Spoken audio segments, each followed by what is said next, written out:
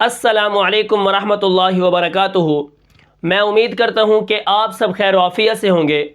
تو آج کا جو ہمارا سبق ہے وہ ہے سبق نمبر 13، کیفیت بسملہ اور فائدہ بسملہ۔ کیا مطلب؟ یعنی کیفیت بسملہ یعنی ہم بسم اللہ کو اونچی آواز میں پڑھیں گے یا بسم اللہ کو آہستہ آواز میں پڑھیں گے۔ اسی طرح فائدہ بسملہ یعنی بسم اللہ الرحمن الرحیم پڑھنے کا فائدہ کیا ہوتا ہے۔ تو چلیے آج ہم ان دو سوالوں کو جانتے ہیں، ٹھیک ہے۔ تو یہاں پر ہمارا جو سوال نمبر 1 ہے وہ ہے کیفیت بسملہ، یعنی ہم بسم اللہ کو اونچی آواز میں پڑھیں گے یا آہستہ آواز میں پڑھیں گے، ٹھیک ہے۔ اب اس کا جواب کیا ہے؟ یہاں پر دیکھیں، فرض نماز ہے یا واجب نماز ہے، اس میں تو ہم بسم اللہ کو آہستہ پڑھیں گے، ٹھیک ہے۔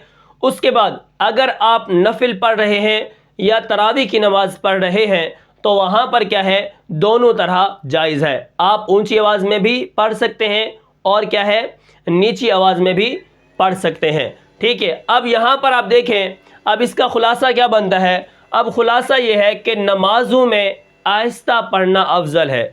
نماز کے اندر بسم اللہ الرحمن الرحیم پڑھنا آہستہ یہ افضل ہے۔ اسی طرح اگر آپ نماز کے باہر پڑھ رہے ہیں، قرآن مجید کی تلاوت کر رہے ہیں تو وہ تلاوت کے تابع ہوگی۔ اگر آپ قرآن کی تلاوت اونچی آواز میں کریں گے تو آپ کو تسمیہ یعنی بسم اللہ الرحمن الرحیم بھی اونچی آواز میں پڑھنا پڑے گا۔ اسی طرح اگر آپ قرآن مجید کی تلاوت آہستہ آواز میں کر رہے ہیں تو پھر اسی طرح آپ کو تسمیہ یعنی بسم اللہ بھی آہستہ آواز میں پڑھنی چاہیے۔ یہ کیا ہے، افضل ہے، ٹھیک ہے۔ نماز کے اندر ہمیں آہستہ آواز میں پڑھنی ہے اور نماز کے باہر یہ قرات کے تابع ہے۔ اگر آپ قرات اونچی آواز میں پڑھیں گے تو بسم اللہ بھی اونچی آواز میں، اگر آپ قرات آہستہ آواز میں کریں گے تو وہاں پر بسم اللہ بھی آہستہ آواز میں آپ پڑھیں گے۔ یہ ہے کیفیت بسملہ، یعنی ہم بسم اللہ کو اونچی آواز میں پڑھیں گے یا آہستہ آواز میں۔ تو یہاں پر میں نے آپ کو اس کا خلاصہ بتا دیا ہے۔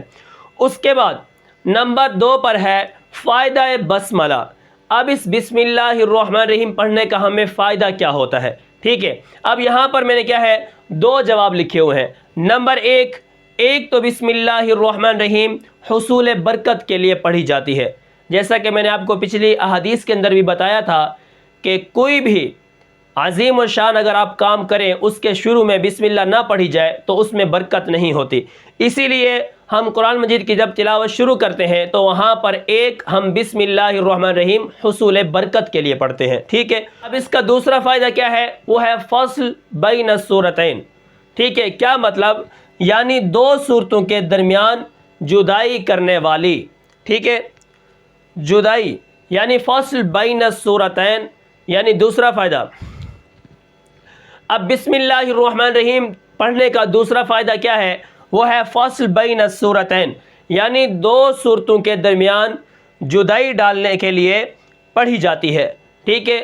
اب جب ہم 2 سورتیں ہوتی ہیں، جیسے آپ پڑھ رہے ہیں سورۃ فاتحہ ختم کی، سورۃ بقرہ شروع کی، وہاں پر آپ نے بسم اللہ پڑھی تو سب کو پتہ چل گیا کہ آپ کوئی سورت شروع کر رہے ہیں، اسی لیے بسم اللہ کو پڑھا جاتا ہے۔ اس کا دوسرا فائدہ یہ ہے، ٹھیک ہے۔